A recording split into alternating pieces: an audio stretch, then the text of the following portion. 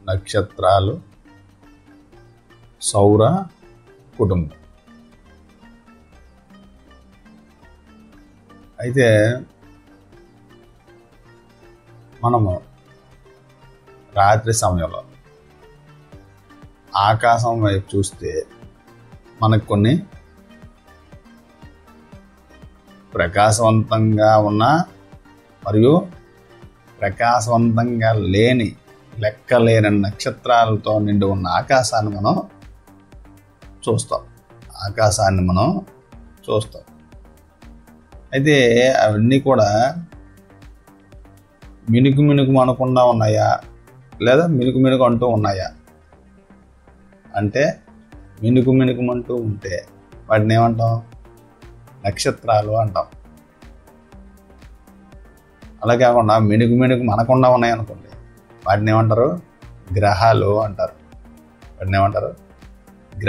అంటారు.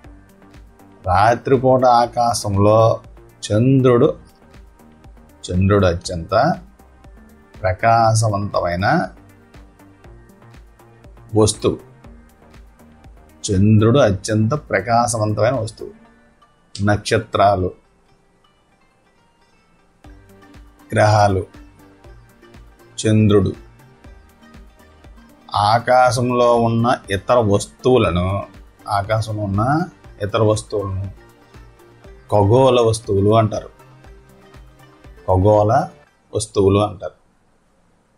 ఖగోళ వస్తువులు మరియు సంబంధిత దృగ్విషయాల అధ్యయనాన్ని ఖగోళ శాస్త్రం అంటారు. ప్రాచీన భారతదేశంలో మన పూర్వీకులు ఆకాశాన్ని ఏంటంటే ఒక క్రమ పద్ధతిలో పరిశీలించారు. ఖగోళ శాస్త్రంలో వారి పరిజ్ఞానం ఆ కాలానికి సంబంధించి చాలా అభివృద్ధి చెంది ఉండేది అన్నమాట. ఎంత అభివృద్ధి అంటే సూర్యుడు, నక్షత్రాలు, చంద్రుడు,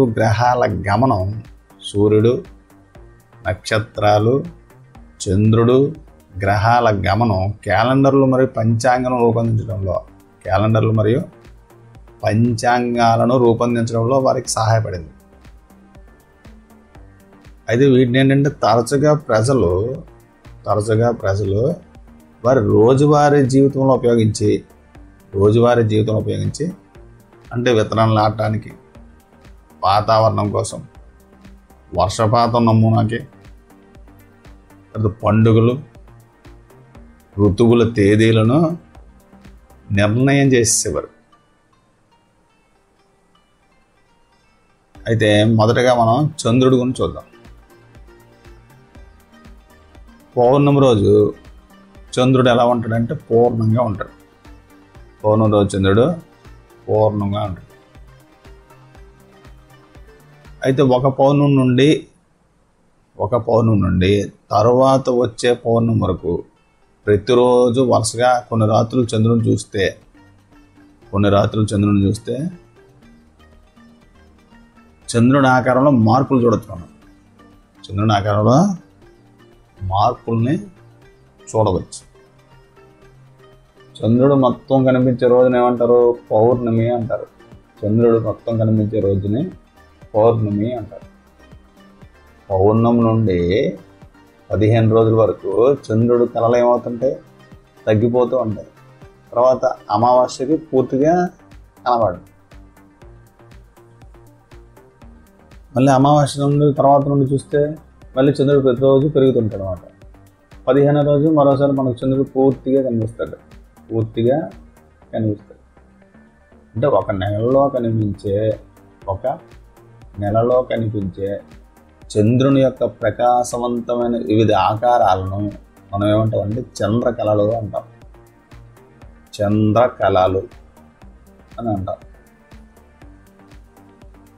ఇప్పుడు భారతదేశంలో దాదాపు అన్ని పండుగలు కూడా చంద్రుని యొక్క కళల ప్రకారం జరుపుతారు. చంద్ర కళల ప్రకారం జరుపుకుంటారు.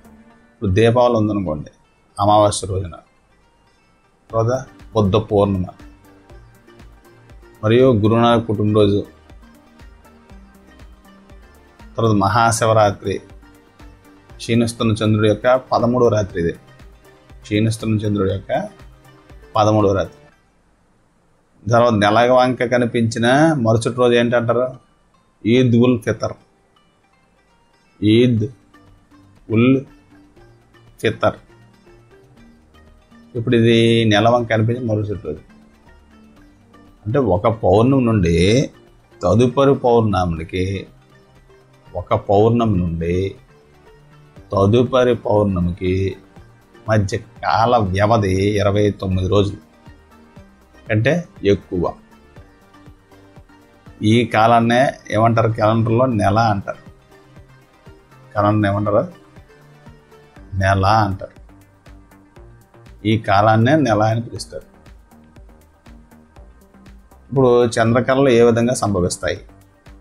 చంద్రకళలు ఏ విధంగా సంభవిస్తాయి అంటే, సూర్యుడు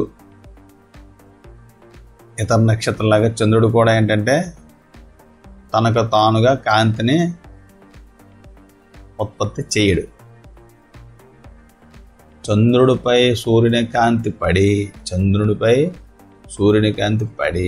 పరావర్తనం చెంది మనకు చేరడం వలన మనం చంద్రుడిని చూడగలుగుతాం. కాబట్టి సూర్యుని కాంతి చంద్రునిపై ఏ భాగంలో పడి మన వైపు పరావర్తనం చెందుతుందో ఆ భాగాన్ని మాత్రం మనం చూడగలం. చంద్రుడు భూమి చుట్టూ తిరుగుతున్నాడు. చంద్రుడితో పాటు భూమి సూర్యుని చుట్టూ పరుగులు వేస్తుంది. పౌర్ణమి రోజు, అమావాస్య రోజు ఏంటంటే చంద్రుడు, సూర్యుడు మరియు భూమి వారు ఎలా ఉంటారు అంటే, అమావాస్య తర్వాత ప్రతిరోజు భూమి నుండి కనిపించే చంద్రుడు ప్రకాశవంతమైన భాగపరమైన పెరుగుతూ ఉంటుంది. ఇప్పుడు చంద్రుని కక్షలో దాని స్థానాలు మరియు సంబంధ దశలు చూసామనుకోండి, భూమి, చంద్రుడు, సూర్యకాంతి. ఇది పడుతున్నప్పుడు ఏంటి, అది ఏ భాగంలో పడితే దానికి సంబంధించి మనకి ఏ భాగంలో అయితే కాంతి పడుతుందో ఆ భాగానికి సంబంధించి మనకి కనిపిస్తుంది అన్నమాట. భాగం మనకు కనబడుతుంది, వెనుకున్న భాగం మనకి కనబడదు. దీని ప్రకారం ఏంటంటే, పౌర్ణమి, అమావాస్య రోజుల్లో అంటే చంద్రుడు, భూమి ఎలా ఉంటారు? సూర్యుడును సరళరేఖ మార్గంలో ఉంటారన్నమాట. భూమి చుట్టూ చంద్రుడు ఏంటంటే ఒక పరిభ్రమణం పూర్తి చేసాడు అనుకోండి. ఒక పరిభ్రమణం పూర్తి చేస్తే తన అక్షం మీద భూమి చుట్టూ చంద్రుడు ఒక పరిభ్రమణం పూర్తి చేస్తే తన అక్షం మీద ఒక భ్రమణాన్ని పూర్తి చేసినట్టు చంద్రుడు. అది చంద్రుడు ఉపరితలం ఎలా ఉంది?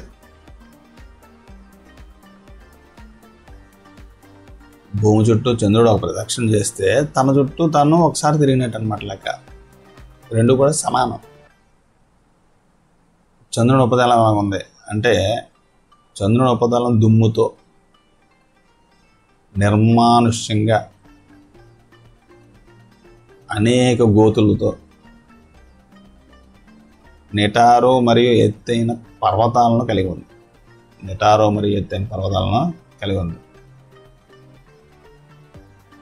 అయితే వీటిలో కొన్ని ఏంటంటే భూమిపై గల అత్యంత ఎత్తైన పర్వతాలంతా ఎత్తున్నాయి. భూమిపై గల అత్యంత ఎత్తు ఉన్న పర్వతాలంతా ఎత్తుకున్నాయి. చంద్రునిపై ఏంటంటే వాతావరణం లేదు.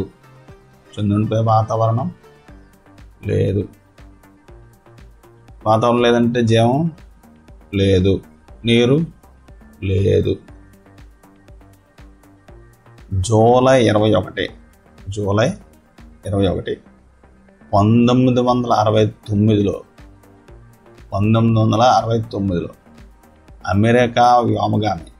అమెరికా వ్యోమగామి నీల్ ఆర్మ్స్ట్రాంగ్ మొదటిసారిగా చంద్రునిపై అడుగుపెట్టాడు. అతని తర్వాత ఏమంటే ఎడ్విన్ ఆల్డ్రిన్. తర్వాత నక్షత్రాలు. అయితే రాత్రిపూట మనం చూసేటప్పుడు ఆకాశంలో నక్షత్రాలు ఎక్కువ సంఖ్య కనబడతాయి. చీకటి రాత్రుల్లో మనం బాగా గమనించినట్లయితే అన్ని నక్షత్రాలు సమానంగా ప్రకాశాన్ని ఇవ్వవు. అన్ని నక్షత్రాలు ప్రకాశవంతంగా ఉండవు.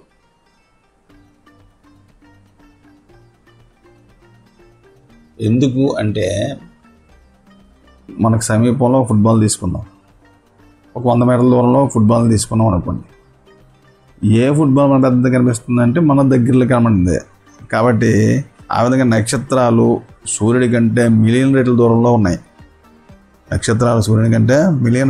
అందువల్ల నక్షత్రాలు మనకి బిందువులలో కనిపిస్తాయి. సూర్యుడికి భూమికి మధ్య దూరం ఎంత? 150 మిలియన్ కిలోమీటర్లు. 150 మిలియన్ కిలోమీటర్లు. తర్వాత సూర్యుని తర్వాత అతి సమీప నక్షత్రం ఏంటంటే ప్రాక్సిమా సెంటారి. ఇది భూమికి దాదాపు 4 × 10⁻13 కిలోమీటర్స్ దూరంలో ఉంది. 4 × 10⁻13 కిలోమీటర్ దూరంలో ఉంది. ఈ దూరాన్ని కిలోమీటర్లు మనం చదవగలమా? అందుకని ఏంటంటే ఇలాంటి దూరాల్ని కాంతి సంవత్సరం అనే ప్రమాణంతో కొలుస్తారు. తెలుపుతారు అన్నమాట. ఇది కాంతి 1 సంవత్సరంలో ప్రయాణించే దూరం. కాంతి వేగం ఎంత? సెకండ్కి 3 లక్షల కిలోమీటర్లు. భూమి నుండి సూర్యుని దూరం సుమారు ఏంటంటే 8 నిమిషాలు. సూర్యుని నుండి భూమి దూరం ఎంత? 8 నిమిషాలు అని చెప్పవచ్చు. ఆల్ఫా సెంటారి ఇదంతంటే 4.3 కాంతి సంవత్సరాలు దూరంలో ఉందన్నమాట.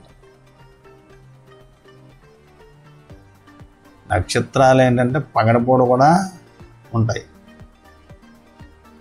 కానీ మనకి కనబడవు. ఎందుకంటే సూర్యకాంతి ఉన్నవాళ్ళు. నక్షత్రాలు ఏంటంటే తూర్పు నుండి పడమర వైపు కదులుతుంటాయి. తూర్పు నుండి పడమర వైపు కదులుతున్నట్లు మనం కనుగొంటాం. ఇప్పుడు సాయంత్రం తూర్పున ఉదయించే నక్షత్రం తెల్లవారుజామున ఏంటంటే పశ్చిమాన్ని అస్తమిస్తుంది. నక్షత్రాలు తూర్పు నుండి పడమర వైపుకు కదులుతుంటాయి. ఇప్పుడు కదులుతున్న రైల్లో ఉన్నప్పుడు మనం చెట్లు భవనాలు ఏంటంటే వెనక్కి వెళ్తున్నట్టు కనబడతాయి. అలాగే ఏంటంటే నక్షత్రాలు తూర్పు నుండి పడమర కదులుతున్నాయంటే అర్థం ఏంటి? భూమి పశ్చిమ నుండి తూర్పుకు తిరుగుతుందని అర్థం.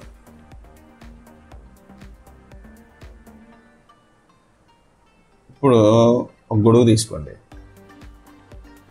ఒక తెల్ల కాగితం తీసుకొని 10 నుండి 15 నక్షత్రాలు తయారు చేసి గొడుగు మధ్య కర్ర ఉండే స్థానం వద్ద ఒక నక్షత్రాన్ని అతికించి తర్వాత ఏంటంటే గొడుగు యొక్క ప్రతి ఊచ అంచుకి దగ్గరలోని గొడుగు గుడ్డపై వేరు ప్రదేశాల్లో మిగిలిన అతికించారనుకోండి. ఇప్పుడు గొడుగు యొక్క మధ్యకర్ర మీ చేతితో పట్టుకొని తిప్పితే గొడుగుపై నక్షత్రం గమనిస్తే ఏమవుతుంది? అందులో కవల నక్షత్రం ఏమైనా ఉందా అంటే భూమి యొక్క భ్రమణాక్షం ఆకాశంతో కలిసి చోట ఒక నక్షత్రం ఉన్నట్లయితే ఆ నక్షత్రం కూడా ఎలా ఉంటుంది? నిశ్చలంగా ఉంటుంది. నిజానికి ఒక నక్షత్రం ఉంది, అదే ధ్రువ నక్షత్రం. ధ్రువ నక్షత్రం భూమి యొక్క అక్షం దిశలో ఉంది ఇది, అందుకే ఇది కదులుతుండగా అనిపించదు. నక్షత్ర రాశులు.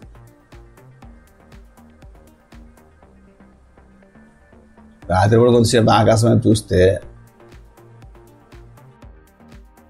మనం గుర్తించగల ఆకారాన్ని కలిగి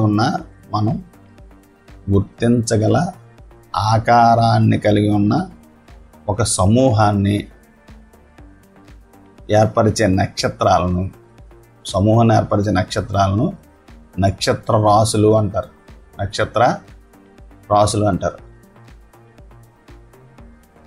ప్రాచీనలు ఏంటంటే మన ప్రాచీనలో ఆకాశంలో నక్షత్రాలను గుర్తించేందుకు వీలుగా నక్షత్ర రాశులను రూపొందించారు. నక్షత్ర రాశుల ఆకారాలు ఏంటంటే నక్షత్ర రాశుల ఆకారంలో ఆనాటి వారికి బాగా తెలిసిన వస్తువులను పోలి ఉండేవి. ఇప్పుడు రాత్రిపూట ఆకాశంలో నక్షత్రాలను ఎలాగంటే ఒక నిర్దిష్ట నక్షత్ర రాశి ఎలా ఉంటుందో మనం తెలుసుకోవాలి. మనం రాత్రి యొక్క ప్రారంభ సమయంలో అత్యంత ప్రసిద్ధ రాశుల్లో చూడగలిగే ఒక రాశి ఏంటంటే ఉర్సా మేజర్. రాశి పేరేంటి? Ursa major.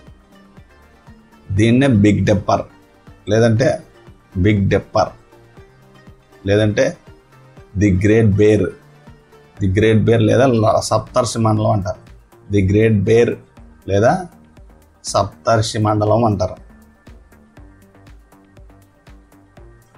ఈ రాశిలో ఏంటంటే 7 ప్రముఖ నక్షత్రాలు ఉన్నాయి. ఈ రాశిలో 7 ప్రముఖ నక్షత్రాలు ఉన్నాయి.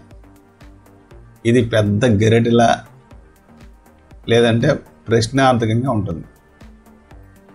ఈ గెరటి యొక్క కాడ 3 నక్షత్రాలు మరియు గిన్నెలో 4 ఉంటాయి. ఈ గెరటి యొక్క కాడలో 3 నక్షత్రాలు, గిన్నెలో 4 ఉంటాయి. అన్ని ప్రాచీన సంస్కృతుల్లో చాలా ఆసక్తికరమైన పౌరాణిక గాథలు ఈ నక్షత్ర రాశులతో ముడిపడి ఉంది. పౌరాణిక గాథలు ఈ నక్షత్ర రాశులతో ముడిపడి ఉంది. 7 ప్రసిద్ధ భారతీయ సాధువులు లేదంటే ఋషులతో సంబంధం కలిగి ఉందన్నమాట. ఇది పురాణాల ప్రకారం ఏంటంటే సప్తర్షిని ఏర్పరిచిన 7 ఋషులు వేదాల యొక్క శాశ్వతమైన జ్ఞానాన్ని సంరక్షిస్తుంటారు వీళ్ళు. అందుకని వీళ్ళంటే ప్రతి యుగంలో కూడా కొత్త యుగంలో ప్రజలకు వేదాల గురించి వివరిస్తుంటారు అన్నమాట. ఇది ఎవరెవరు? మరీచి, వశిష్ఠ, అంగీరస, అత్రి, క్రతు, పులహ, పులస్త్య. ఇక్కడ మనం రాత్రిపేళ ఆకాశాన్ని చూస్తూ ఇప్పుడు మన ఆకాశం ఉత్తర భాగం మీద చూసి ఉర్సా మేజర్ని గుర్తించాలి. తర్వాత ఏంటంటే ఉర్సా మేజర్ చివరిలో ఉన్న 2 నక్షత్రాలను కలుపుతూ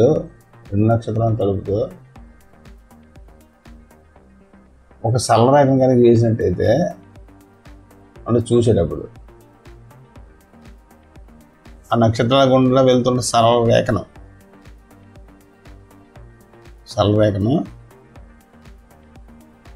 చూసినట్లయితే ఈ ఊహారేఖ అంటే ఉత్తర దిశగా పొడిగించామనుకోండి, మనకి అంటే మన 2 నక్షత్రాల మధ్య దూరానికి సుమారు 5 రెట్లు అనమాట. ఈ రేఖ అంతగా ప్రకాశవంతంగా లేని నక్షత్రం వైపుకి చూపిస్తుంది. అదే ధ్రువ నక్షత్రం అనమాట. ప్రకాశవంతంగా లేని నక్షత్రం వైపు చూపిస్తుంది. దీన్నే ధ్రువ నక్షత్రం అంటారు. కొంతసేపు ధ్రువ నక్షత్రాన్ని చూస్తే అదేంటంటే ఇతర నక్షత్రాలు తూర్పు నుండి పడమర కదిలిన ధ్రువ నక్షత్రం మాత్రం కదలదు. ఎందుకంటే భూమి యొక్క అక్షానికి నిటారుగా ఉండడం వల్ల.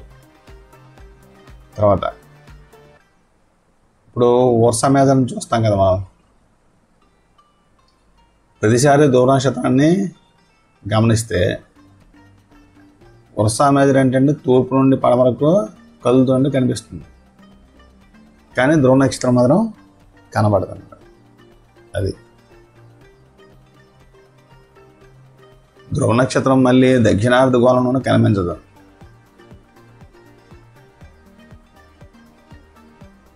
ఉత్తరార్ధ గోళంలో ఉన్న కొన్ని నక్షత్రాలు దక్షిణార్థ గోళం వరకు కనిపించకపోవచ్చు.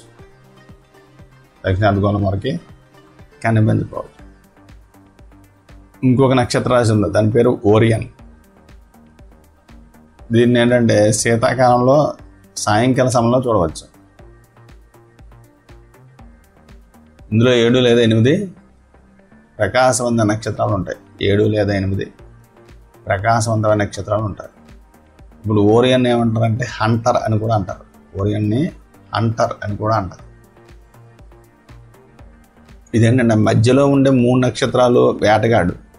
3 నక్షత్రాలు వేటగాడి యొక్క బెల్ట్. వేటగాడి యొక్క బెల్ట్ని సూచిస్తాయి. 4 ప్రకాశవంత నక్షత్రాలు అంటే చతుర్భుజ రూపాలు ఉంటాయి. అంటే ఆకాశంలో అత్యంత ప్రకాశవంతమైన సిరియస్ నక్షత్రం ఓరియన్ సమీపంలో ఉందన్నమాట. ఓరియన్ సమీపంలో ఉంది. ఇప్పుడు సిరియస్గా మనం గమనించాలంటే ఓరియన్ మధ్య భాగంలో 3 నక్షత్రాల గుండా సరళరేఖను ఊహించాలి. ఈ రేఖ వంటి తూర్పు వైపు చూసామనుకోండి, అది అత్యంత ప్రకాశవంతమైన సిరియస్ నక్షత్రం చూపిస్తుంది. క్యాసియోపియా ఆకాశం ఉత్తర భాగంలో మరొక ప్రముఖ నక్షత్ర రాశి.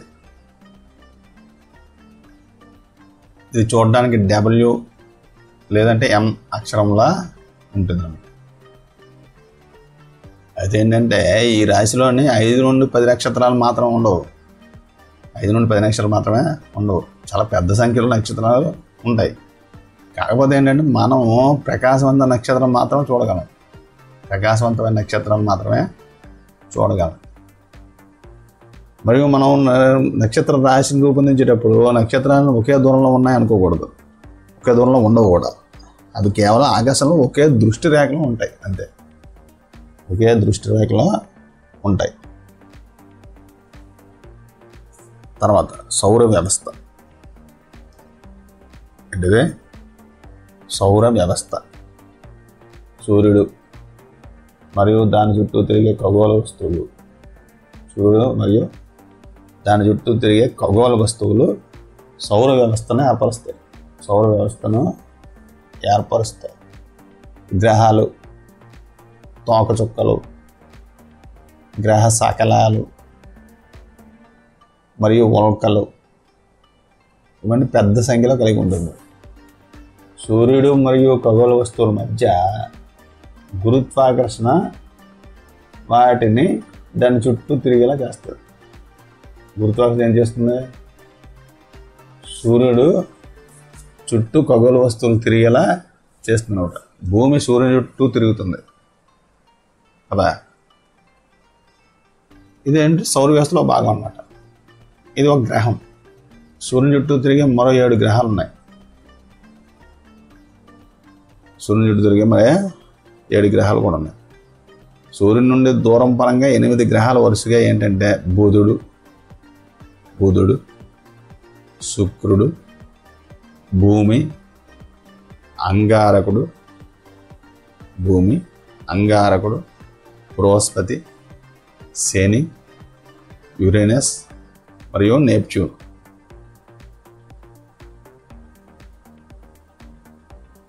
అయితే 2006 సంవత్సరంలో సౌర వ్యవస్థలో 9 గ్రహాలు ఉండేది. 9 గ్రహాలు ఉండేవి.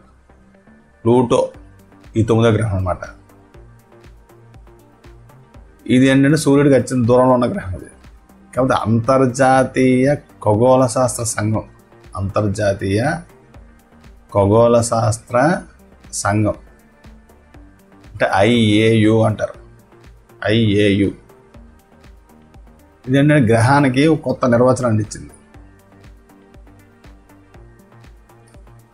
ప్లూటో ఏంటంటే ఆ నిర్వచనానికి సరిపోలేదని చెప్పి దాన్ని గ్రహం కాదు అని గ్రహాల యొక్క క్రమం నుండి తీసేయడం జరిగింది.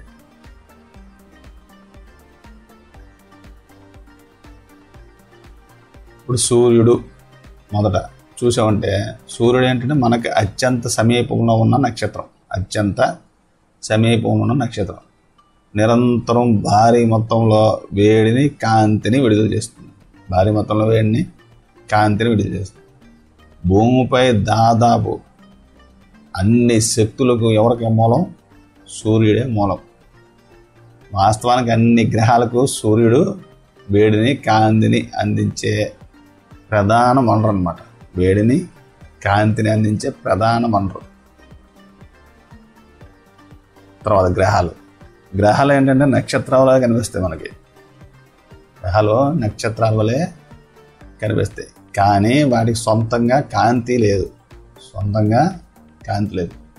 ఇవి కేవలం వాటిపై పడే సూర్యకాంతిని పరావర్తనం చెందిస్తాయి. ఇప్పుడు నక్షత్రాల నుండి గ్రహాలను వేరు చేసే సరళమైన పద్ధతి ఏంటంటే నక్షత్రాలు మినుగుమంటూ ఉంటాయి. గ్రహాలు అలా మినుగుమనవు. నక్షత్ర గ్రహాలు పరంగా ఏంటంటే తమ స్థానాలను మార్చుకుంటూ ఉంటాయి. నక్షత్రాల గ్రహాల పరంగా చూస్తే తమ స్థానాలను మార్చుకుంటూ ఉంటాయి. ఒక గ్రహం సూర్యుని చుట్టూ తిరిగే ఖచ్చితమైన మార్గాన్ని కలిగి ఉంటుంది. దీన్ని మనం ఏమంటాం? కక్ష అంటారు. ఒక గ్రహం సూర్యుని చుట్టూ తిరిగే ఖచ్చితమైన మార్గాన్ని కలిగి ఉంటుంది. ఈ మార్గాన్ని కక్ష అంటారు. ఒక గ్రహం ఒక పరిభ్రమణం చేయడానికి పట్టే కాలాన్ని దాని పరిభ్రమణ కాలం అంటారు. సూర్యుని చుట్టూ గ్రహం దూరం పెరిగే కొద్దీ పరిభ్రమణ కాలం పెరుగుతుంది.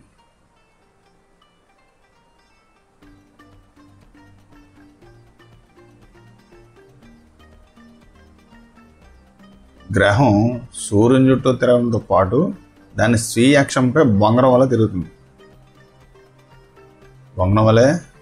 ఒక గ్రహం ఒక భ్రమణం పూర్తి చేయడం పట్టే కాలాన్ని భ్రమణ కాలం అంటారు. ఏమంటారు? భ్రమణ కాలం. కొన్ని గ్రహాలకు వాటి చుట్టూ తిరిగే చంద్రుళ్ళు అంటే ఉపగ్రహాలు అన్నమాట ఉన్నాయి. ఏదైనా ఖగోళ వస్తువు మరొక ఖగోళ వస్తువు చుట్టూ తిరుగుతుంటే దానిని ఉపగ్రహం అంటారు. ఏదైనా ఖగోళ వస్తువు మరొక ఖగోళ వస్తువు చుట్టూ తిరుగుతుంటే దానిని ఉపగ్రహం అంటారు. భూమిని ఏంటంటే సూర్యునికి ఉపగ్రహంగా చెప్పవచ్చు. అయితే సాధారణంగా మనం దానిని సూర్యుని గ్రహంగా పిలుస్తాం.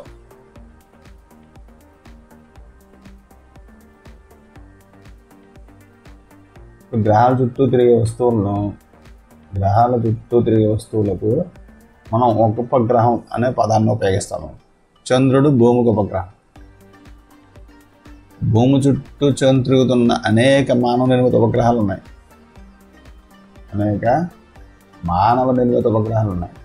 వీటిని ఏమంటారు? కృత్రిమ ఉపగ్రహాలు అంటారు.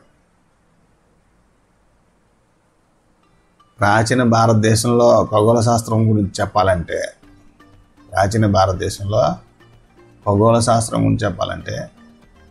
4000 సంవత్సరాల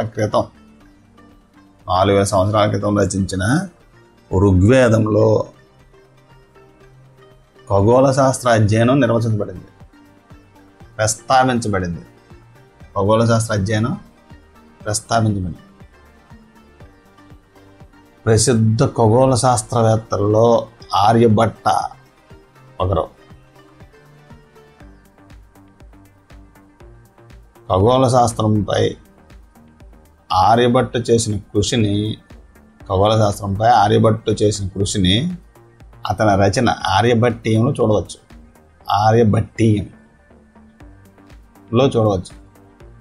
ఇతను 499 CEలో 23 సంవత్సరాల వయసులో ఇది రాశారు. 23 సంవత్సరాల వయసులో ఆర్యభట్ట తెలిపిన భూమి యొక్క వ్యాసం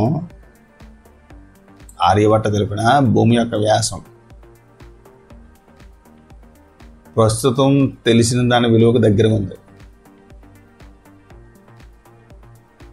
భూమి అచల అనే ప్రసిద్ధ అభిప్రాయాన్ని మార్చేస్తూ ఆర్యభట్ట భూమిని గోళం మరియు అది స్వీయ అక్షంపై తిరుగుతుందని చెప్పారు. ఇది ఒక గోళం మరియు స్వీయ అక్షంపై తిరుగుతుందని చెప్పారు. అతని అంచనా ప్రకారం భూమి యొక్క భ్రమణ కాలం 23 గంటల 56 నిమిషాల 4.1 సెకండ్. ఇది ప్రస్తుతం మనం తెలుసుకున్న విలువకు అతి దగ్గరగా ఉంది. చంద్రుడు మరియు గ్రహాల పరావర్తనం చెందించే సూర్యకాంతి కారణంగా చంద్రుడు మరియు గ్రహాలు పరావర్తనం చెందించే సూర్యకాంతి కారణంగా ప్రకాశిస్తున్నాయి అని అతను చెప్పడం జరిగింది. సూర్యకాంతి కారణంగా ప్రకాశిస్తున్నాయి అని చెప్పడం జరిగింది. తర్వాత ఇంకేంటంటే సూర్య చంద్రగ్రహణాలకు శాస్త్రీయ వివరణ ఇచ్చారు. భూమి నీడ చంద్రునిపై పడడం వల్ల చంద్రగ్రహణం ఏర్పడుతుంది అని చెప్పింది ఎవరు అంటే ఆర్యభట్ట. భూమి నీడ చంద్రునిపై పడడం వల్ల చంద్రగ్రహణం ఏర్పడుతుంది అని చెప్పినారు ఆర్యభట్ట. చంద్రుని నీడ భూమిపై పడినప్పుడు సూర్యగ్రహణం ఏర్పడుతుంది.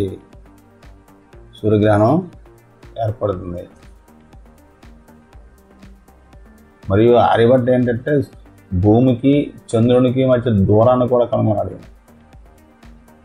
భూమికి చంద్రుని మధ్య దూరాన్ని కూడా కనుగొన్నారు. ప్రస్తుతం తెలిసినది చాలా దగ్గరగా ఉండేది. ప్రస్తుతం తెలిసిన విలువకు అతి దగ్గరగా ఉండేది ఆర్యభట్ట. తర్వాత బుధుడు సూర్యునికి అత్యంత సమీపంలో గ్రహం. గ్రహం బుధుడు. ఇది మన సౌర వ్యవస్థలో ఉన్న అతి చిన్న గ్రహం. తర్వాత ఏంటంటే బుధుడు సూర్యుని చాలా దగ్గరగా ఉన్నందువల్ల దాన్ని గమనించడం కష్టం. ఎక్కువ సమయం అది సూర్యుని కాంతిలో ఉంటుంది. సూర్యోదయానికి ముందు సూర్యాస్తమయం తర్వాత. ఇప్పుడు భూమి ఆకాశం కలిసే సరిహద్దు ఉంటుంది కదా, క్షితిజం అంటారు. దాని దగ్గర మనం గమనించవచ్చు. క్షితిజం దగ్గర దీన్ని గమనించవచ్చు. ఇప్పుడు చెట్లు, భవనాలు క్షితిజ వీక్షణను అడ్డుకోని ప్రదేశాల్లో మాత్రం ఇది కనిపిస్తుంది. చెట్లు, భవనాలు క్షితిజ వీక్షణను అడ్డుకోని ప్రదేశాలలో మాత్రం ఇది కనిపిస్తుంది. దీనికి ఉపగ్రహాలు లేవు. తర్వాత శుక్రుడు వీనస్. శుక్రుడు భూమికి అత్యంత సమీప గ్రహం ఎవరో శుక్రుడు. ఈ రాత్రిపూట ఆకాశంలో అత్యంత ప్రకాశవంతమైన గ్రహం. కొన్నిసార్లు శుక్రుడు సూర్యోదయానికి ముందు తూర్పున ఆకాశంలో కనిపిస్తాడు. కొన్నిసార్లు ఇది సూర్యాస్తమయం తర్వాత పశ్చిమాన ఆకాశం కనిపిస్తుంది. కాబట్టి తరచుగా దీన్ని ఏమంటారంటే ఉదయతార లేదంటే సాయంత్ర తార అని పిలుస్తారు. కానీ ఇదేంటే నక్షత్రం కాదు. మళ్ళీ రాత్రి ఆకాశంలో శుక్రుని గుర్తించడానికి మనం ప్రయత్నం కూడా చేయవచ్చు. శుక్రుడు కూడా ఉపగ్రహం లేదు. దాని అక్షం మీద శుక్రుని భ్రమణం కొంత అసాధారణంగా ఉంటుంది. ఇదేంటంటే తూర్పు నుండి పడమరకు తిరుగుతుంది. శుక్రుని ఆకాశంలో కనిపించే సమయాన్ని చూస్తే సూర్యోదయానికి 1 నుండి 3 గంటల ముందు, సూర్యోదయానికి 1 నుండి 3 గంటల ముందు, లేదా సూర్యాస్తమయం తర్వాత 1 నుండి 3 గంటల వరకు మాత్రమే శుక్రుడిని గమనించగలం. మనకి ఏమైనా అవకాశం ఉంటే దూరదర్శనం ద్వారా శుక్రుడిని పరిశీలించవచ్చు. శుక్రుడు కూడా చంద్రుడి వలె కళలను చూపుతాడు. శుక్రుడు కూడా చంద్రుడి వలె కళలు ఉంటాయి. తర్వాత భూమి. సౌర వ్యవస్థలో జీవం ఉందని తెలిసిన ఏకైక గ్రహం ఏంటంటే భూమి. కొన్ని ప్రత్యేక పర్యావరణ పరిస్థితులు భూమిపై జీవుల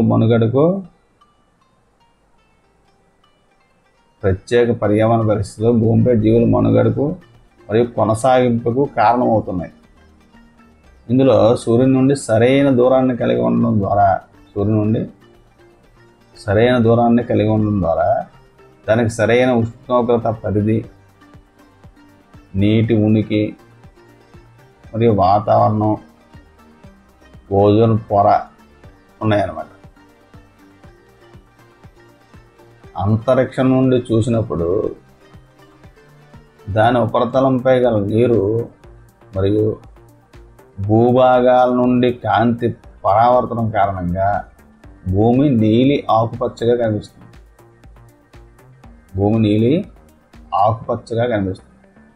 భూమి యొక్క భ్రమణాక్షం దాని కక్ష యొక్క తలానికి లంబంగా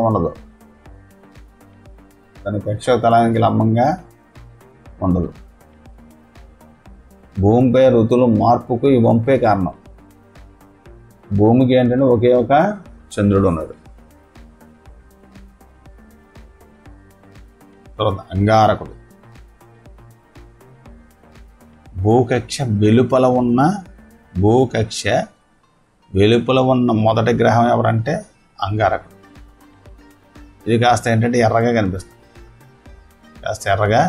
దీన్ని ఏమంటారు? అరుణ గ్రహం.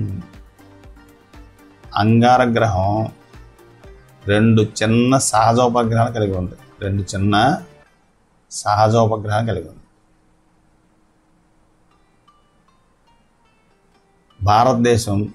భారత అంతరిక్ష పరిశోధనా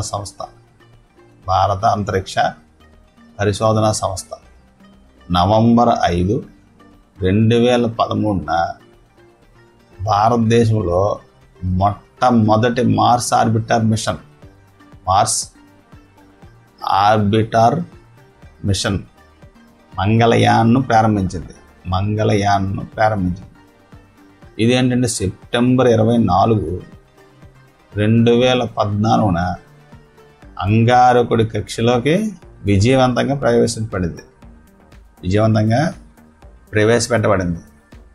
తొలి ప్రయత్నంలో అలా చేసిన మొట్టమొదటి దేశం ఏంటంటే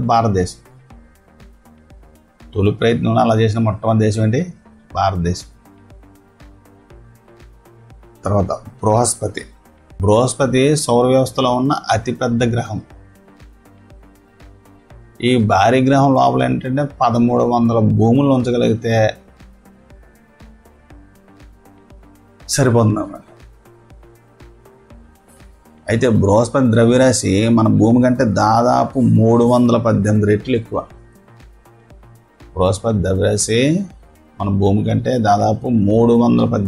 ఎక్కువ. ఇది దాని అక్షం మీద చాలా వేగంగా తిరుగుతుంది. బృహస్పతి ఏంటంటే పెద్ద సంఖ్యలో ఉపగ్రహాలు కలిగి ఉంది. దాని చుట్టూ మందమైన వలయాలు కూడా ఉన్నాయి. బృహస్పతి ఆకాశంలో చాలా ప్రకాశవంతంగా కనిపిస్తుంది.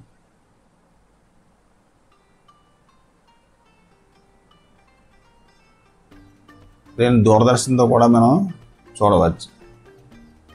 దీనికి ఏంటంటే 4 పెద్ద చంద్రులు కూడా ఉన్నారు.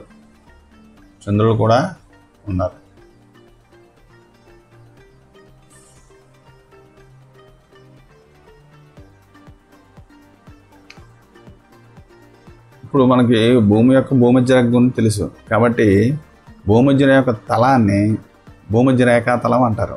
భూమధ్య రేఖ తలాన్ని ఏమంటారు? భూమధ్య రేఖ తలం అంటారు.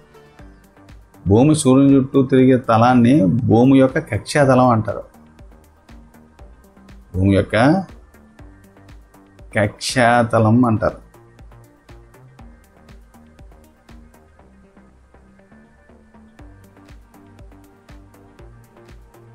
ఈ రెండు తలాలు ఏంటంటే 23.5 డిగ్రీల కోణంలో ఒకదానికొకటి వాలుగా ఉంటాయి. ఈ రెండు తలాలు అంటే 23.5 డిగ్రీల కోణంలో ఒకదానికొకటి వాలుగా ఉంటాయి. దీని అర్థం ఏంటంటే భూమి యొక్క అక్షం దాని కక్ష్యాతలానికి 66.5 డిగ్రీల కోణంలో ఉంటుందన్నమాట.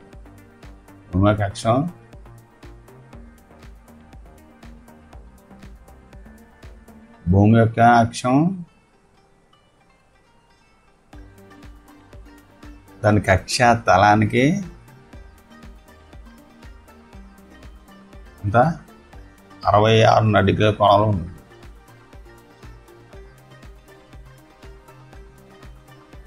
తర్వాత శని, సాటర్న్,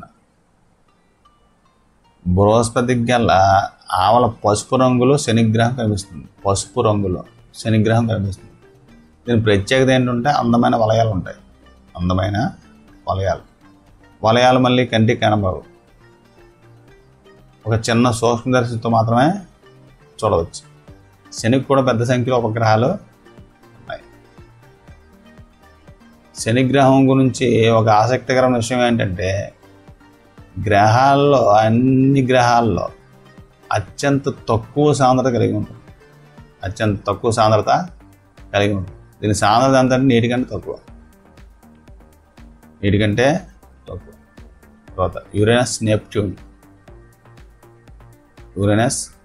మరియు నెప్ట్యూన్ ఇవేంటంటే సౌర వ్యవస్థ యొక్క బాహ్య గ్రహాలు. పెద్ద టెలిస్కోప్ సహాయంతో వీటిని చూడవచ్చు. శుక్రుడిలాగే యురేనస్ కూడా తూర్పు నుండి పడమరకు తిరుగుతుంది.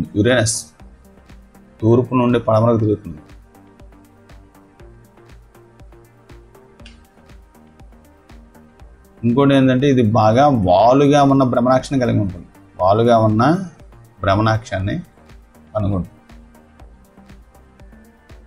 అంటే ఇది కక్షలో కదులుతున్నప్పుడు ఏంటంటే దొర్లుతున్నట్టు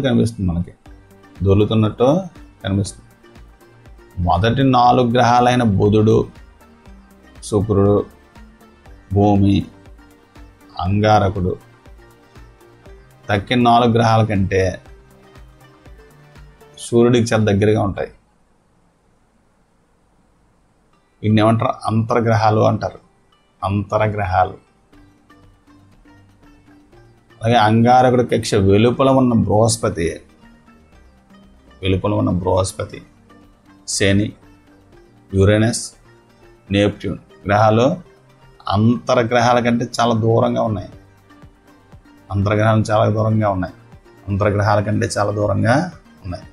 వాటిని బాహ్య గ్రహాలు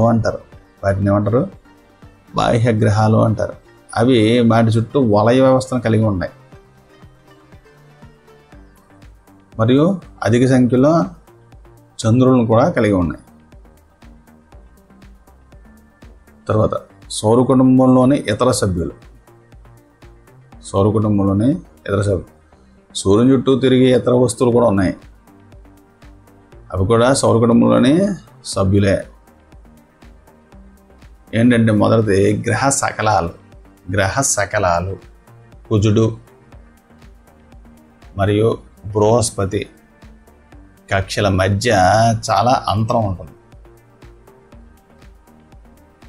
ఈ అంతరం ఏంటంటే సూర్యుని చుట్టూ పరిభ్రమించే అనేక చిన్న చిన్న వస్తువులచే ఆక్రమించబడుతుంది. వీటిని ఏమంటారు? గ్రహ శకలాలు, ఆస్టరాయిడ్స్ అంటారు. గ్రహ శకలాన్ని పెద్ద టెలిస్కోప్ ద్వారా మాత్రమే చూడగలం. తర్వాత తోకచుక్కలు కూడా మన సౌర వ్యవస్థలోని సభ్యులు. దీర్ఘవృత్తాకార కక్షల్లో తిరుగుతుంటాయి. సూర్యుని చుట్టూ సూర్యుని చుట్టూ పరిభ్రమణ కాలం సాధారణంగా చాలా ఎక్కువ ఉంటుంది. సాధారణంగా ఏంటంటే ఒక తోకచుక్క పొడవాటి తోక ప్రకాశవంతమైన తలతో కనిపిస్తుంది. అది సూర్యుని సమీపించే కొద్దీ తోక పొడవు ఏమవుతుంది, పెరుగుతుంది. తోకచుక్క యొక్క తోక ఎప్పుడు కూడా సూర్యునికి దూరంగా ఉంటుంది. అనేక తోకచుక్కలు క్రమం తప్పకుండా కనిపిస్తాయి. అలాంటి తోకచుక్కల్లో ఒకటి హేలీ. ఏంటిది? హేలీ. ఇది దాదాపు 76 సంవత్సరాలకు ఒకసారి కనిపిస్తుంది. ఇది ఎప్పుడు కనబడిందంటే 1986లో కనబడింది.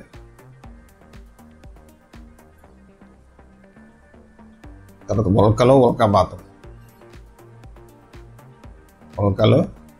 ఉల్కాపాతం. రాత్రి సమయంలో చంద్రుడు లేకుండా ఆకాశం స్పష్టం కనిపించినప్పుడు ప్రకాశవంతమైన చారలను చూడవచ్చు. ఇవన్నీ నక్షత్రాలు కానప్పటికీ ఇవి సాధారణంగా షూటింగ్ స్టార్స్ అంటారు. ఏమంటారు? Shooting stars. వీటినే ఉల్కలు అంటారు. ఉల్క అనేది ఏంటంటే సాధారణంగా భూమి యొక్క వాతావరణంలో అప్పుడప్పుడు ప్రవేశించే చిన్న వస్తువు. ఆ సమయంలో చాలా వేగంగా వస్తుందన్నమాట. ఇది చాలా ఎక్కువ వేగం కలిగి ఉంటుంది. వాతావరణం కారణంగా ఏర్పడే ఘర్షణ అదేమవుతుంది, ప్రకాశవంతంగా మండి త్వరగా ఆవిరవుతుంది. అందుకే ప్రకాశవంతమైన చార అతి తక్కువ సమయం కనిపిస్తుంది. కొన్ని పెద్ద ఉల్కలు పూర్తిగా ఆవిరైపోకముందే భూమిని చేరుతాయి. భూమిని చేరే పదార్థాన్ని ఏమంటాం? ఉల్కాపాతం అంటాం.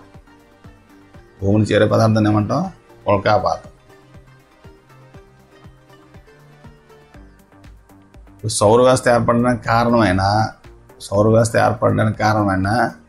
పదార్థాల స్వభావాన్ని పరిశోధించే శాస్త్రవేత్తలకి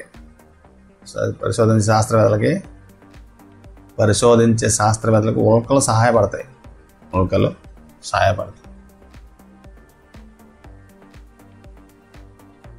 భూమి తోకచుక్క యొక్క తోకను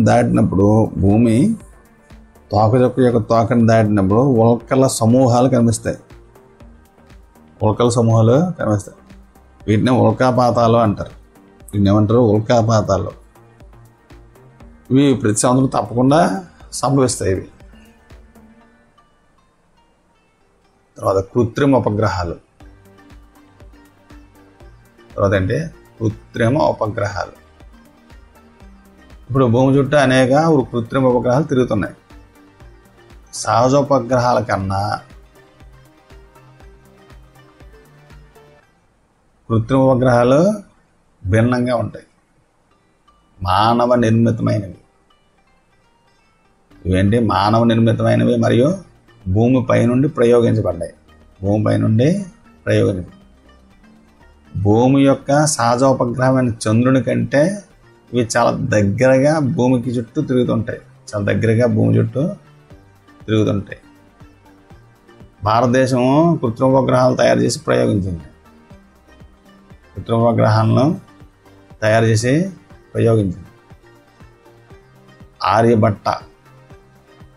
ఆర్యభట్ట ఇదేంటంటే భారతదేశపు తొలి కృత్రిమ ఉపగ్రహం. తర్వాత ఇన్సాట్, ఇన్సాట్, తర్వాత IRS, తర్వాత ఏంటంటే కల్పన 1, తర్వాత ఎడ్యుశాట్ మొదలైన కొన్ని భారతీయ ఉపగ్రహాలు. కృత్రిమ ఉపగ్రహాలకి చాలా ప్రయోగాత్మక అనువర్తనాలు కూడా ఉన్నాయి. వీటిని ఏంటంటే వాతావరణం అంచనా వేయడానికి, టెలివిజన్ మరియు రేడియో సంకేతాలను ప్రసారం చేయడానికి, వాతావరణాన్ని అంచనా వేయడానికి, రేడియో మరియు సంకేతాలను ప్రసారం చేయడానికి ఉపయోగిస్తారు. టెలికమ్యూనికేషన్ మరియు రిమోట్ సెన్సింగ్లో కూడా వీటిని ఉపయోగిస్తారు.